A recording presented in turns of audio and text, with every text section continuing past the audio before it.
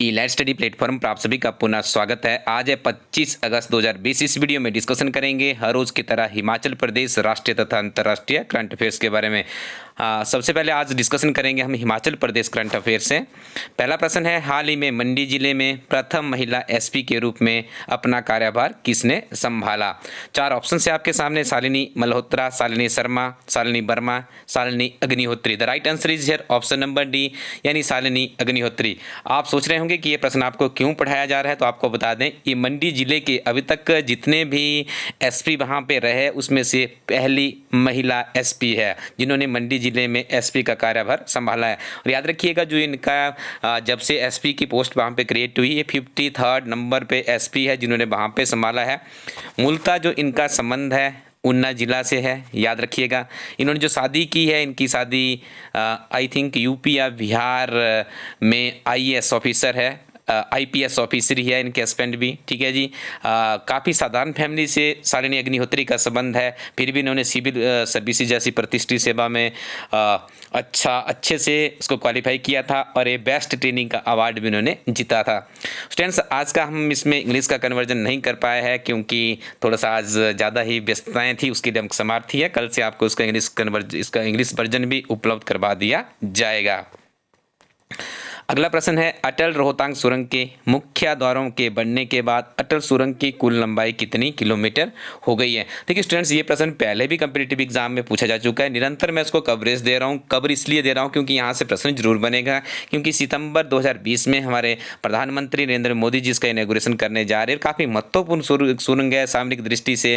देखिए काफ़ी लंबे समय से जो इसकी कार्यक्रम भी चला, आई थिंक इसकी जो इनॉग्रेशन है 2010 के आसपास हो चुकी है। उसके बाद देखिए अभी 2020 में कंप्लीट होने जा रही है। पहले इसका नाम अटल सुरंग रखा गया था, उसे अबेंड कर दिया गया है। अब इसका नाम इससे जाना जाएगा अटल रोहतांग सुरंग के नाम से। अब देखिए इसमें एक और अमेंडमेंट देखने को मिला है, जो इसके देखिए इस तरह से टंडल से हमारे पास, ठीक है। इसकी जो लेंथ है वो आई थिंक 8.20 है, ठीक है। अब यहाँ पे देखिए जो मुख्य द्वार बन गए हैं दो, उससे इसकी क्या है, इसकी लेंथ बढ़ चुकी है। तो अब जो लेटेस्ट खबर है पहुँच पाई है, उसके मुताबिक 9.20 किलोमीटर इसकी लेंथ हो चुकी है। आपने इसको याद करना है। किसी भी तरह से भी प्रश्न पूछा जाए तो आप उसको अच्छे से कर सकते हो, ठीक है। 8.80 है, कई किताबों में आपको 8.20 भी मिलेगा, कहीं पे 8.8 भी मिलेगा। थोड़ा बहुत इग्नोर कर दिया करो इस तरह के आंकड़ों में, यदि हल्का फुल्का आगे पीछे हो जाए, ठीक है। तो ये प्रश्न बहुत महत्वपूर्ण है, आप इसको अच्छे से अपने दिमाग में बैठा लीजिएगा।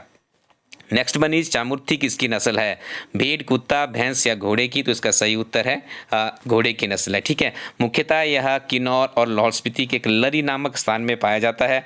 आजकल सुर्खियों में इसलिए क्योंकि जो इसकी नस्ल है ये विलुप्ति के कगार पे है, तो इसको हिमाचल प्रदेश सरकार इसकी विलुप्ति से बचाने के लिए विभिन्न तरह के प्रयास कर रही है। अमर उजाला समाचार पत्र में काफ़ी अच्छी कवरेज मिली थी और एक अभ्यर्थी जिन्होंने कमेंट सेक्शन में भी काफ़ी अच्छे इसके बारे में लिखा गया था। काफ़ी फेमस प्रश्न है। आई थिंक अभी 1 या 2 साल पहले अलाइड सर्विसेज की परीक्षा में प्रश्न पहले पूछा भी जा चुका है। हमारा जो बजट की बुक है उसमें हमने बहुत ही अच्छे से इसको कवर अप किया हुआ है।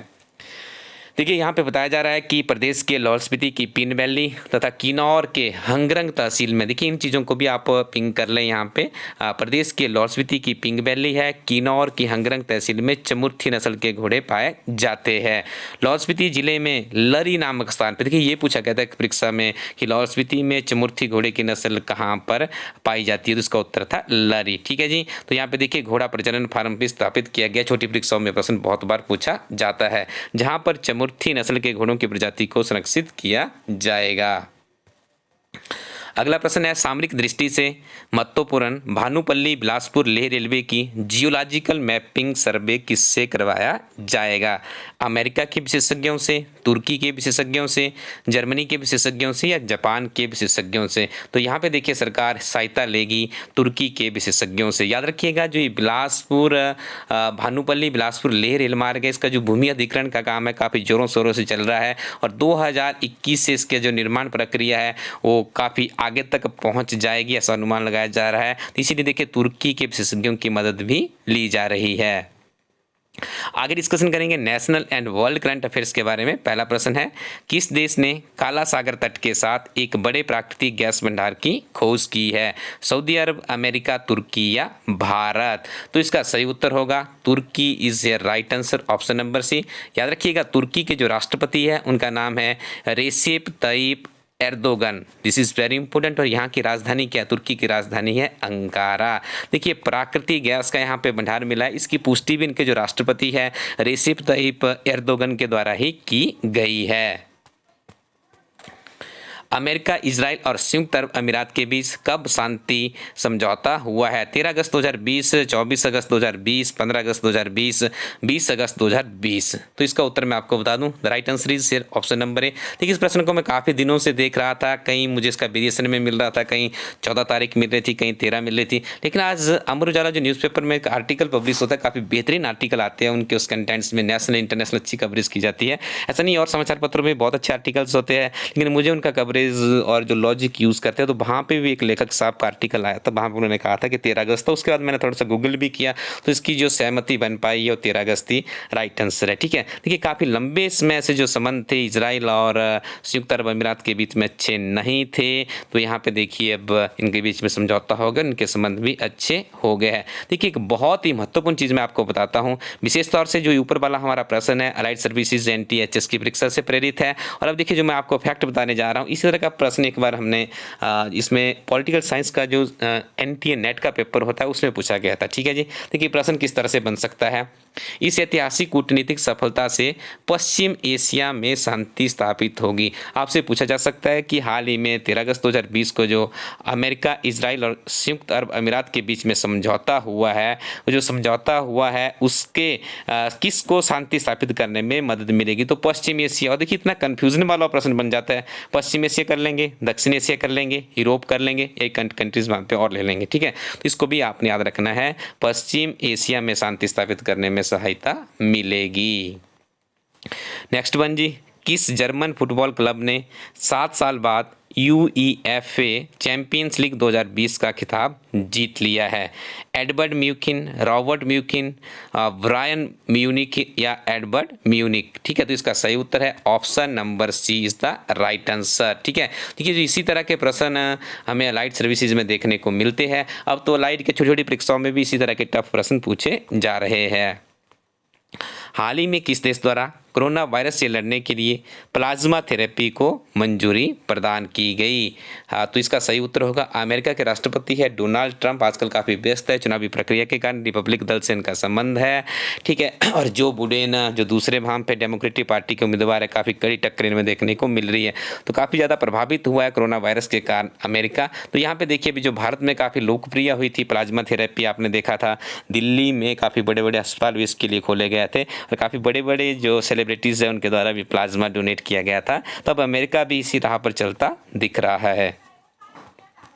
नेक्स्ट वन इज, भारतीय स्टेट बैंक द्वारा नए प्रबंधन निदेशक किसे नियुक्त किया गया है? अश्वनी गुलेरिया, अश्वनी वर्मा, अश्वनी शर्मा, अश्वनी वर्मा या अश्वनी भाटिया? तो इसका सही उत्तर है ऑप्शन नंबर डी यानी अश्वन भाटिया। एक प्रश्न तो इस तरह का जरूर आपको कम्पिटिटिव एग्जाम में देखने को मिलेगा। हम अच्छी कवरेज कर रहे हैं इनकी जो अपॉइंटमेंट्स हो रही है, तो आप लोग नियमित रूप से वीडियो सुनते रहें। और स्टूडेंट्स एक बात आपसे और करनी थी कि आप इसके नोट्स बनाने की आपको आवश्यकता नहीं है, क्योंकि इसमें बहुत ज़्यादा आपका टाइम वेस्ट हो जाएगा। ठीक है, जैसे अभी हमने एक 6 मंथ की मैगजीन निकाली है, तो उस मैगजीन में हम क्या करते हैं, देखिए जैसे हिमाचल प्रदेश के करंट अफेयर्स है, यहाँ पे गिरिराज समाचार पत्र का सारांश है, उसके बाद राष्ट्रीय तथा अंतर्राष्ट्रीय करंट अफेयर्स हम आपको हर रोज़ पढ़ाते हैं। कुछ ऐसे भी करंट अफेयर्स हो सकते हैं जो हमारी टीम से छूट जाए, तो उसके लिए हम जो भारत की प्रतिष्ठित पत्रिकाएँ हैं उनका सहारा लेते हैं। वो सारा का सारा सारांश हम एक ही मैगजीन में डाल देते हैं। ठीक है, ज़्यादा कॉस्टली मैगजीन भी नहीं होती है, प्रिंटिंग और एटसेट्रा थोड़ा सा उसमें और जोड़ दिए जाते हैं, जितने भी एक्सपेंडिचर्स होते हैं, तो आपको पूरी की पूरी एक रेक्टिफाइड भी उसमें जो मिस्टेक्स होती है उसे भी रेक्टिफाइड कर दिया जाता है। ठीक है जी, और उसके बाद उसमें और भी तो एक कंप्लीट पैकेज बन जाता है। तो आप नोट्स मेरे ख्याल से बनाना, आप सुनते रहिए, अपने स्मरण शक्ति बढ़ाते रहिए, आगे कीजिए वीडियो। जैसे अभी 6 महीने की मैगजीन आप लोग रख लीजिए, उसके बाद अगली हम 3 महीने की या 6 महीने की फिर से निकाल देंगे, तो पूरा का पूरा आपके पास बन जाता है कि इससे समय भी बचता है। और आखिरकार में आपको करना क्या है, परीक्षा क्वालिफाई कर रही है आपको, ऐसा तो नहीं है कि नोट्स बना के आपको कुछ और करना है। ठीक है, तो परीक्षा के अंतिम दिनों में जो हमारी अध्ययन सामग्री होती है नोट्स की फॉर्म में ही होती है, काफ़ी हेल्पफुल होती है, आपका टाइम बच सकता है, आप इस टेक्निक को अपना के आगे बढ़िए। अगला प्रश्न है, आतंकवाद से पीड़ितों के लिए अंतर्राष्ट्रीय स्मरण और श्रद्धांजलि दिवस कब मनाया जाता है? 20 अगस्त, 21 अगस्त, 30 अगस्त या 15 अगस्त? तो इसका सही उत्तर है 21 यानी 21 अगस्त को मनाया जाता है आतंकवाद के पीड़ितों के लिए अंतर्राष्ट्रीय स्मरण और श्रद्धांजलि दिवस। मनिका बत्रा का संबंध किस खेल से है? टेबल टेनिस, क्रिकेट, फुटबॉल या हॉकी? तो इनका संबंध है जी टेबल टेनिस से। ये प्रश्न जरूर आपको देखने को मिलेगा। ये पहली खिलाड़ी है जिन्हें देश का जो सर्वोच्च खेल सम्मान होता है, जिसे राजीव गांधी खेल रत्न अवार्ड से जाना जाता है, इससे इन्हें सम्मानित किया जाएगा। तो दिस इज़ वेरी इंपॉर्टेंट, याद रखिएगा मनिका बत्रा का नाम। जनजातीय मामलों के मंत्रालय द्वारा तृतीयक प्रसंस्करण केंद्र स्थापित करने के लिए शुरू की गई परियोजना का नाम क्या है?